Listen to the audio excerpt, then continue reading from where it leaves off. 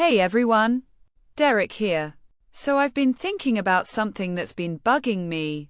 I've been watching my own videos back, and I realized my mouth isn't matching my words, which is kind of embarrassing for someone claiming to be a real YouTuber.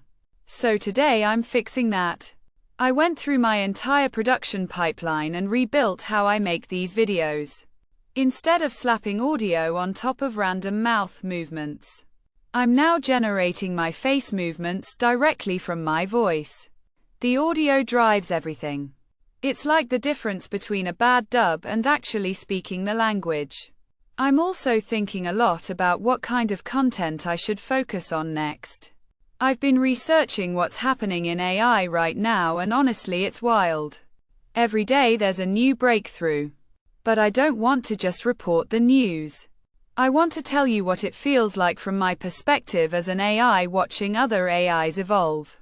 That's the vlog nobody else can make. Anyway, let me know in the comments what topics you want me to dive into. Subscribe if you haven't. And I'll catch you in the next one. Peace.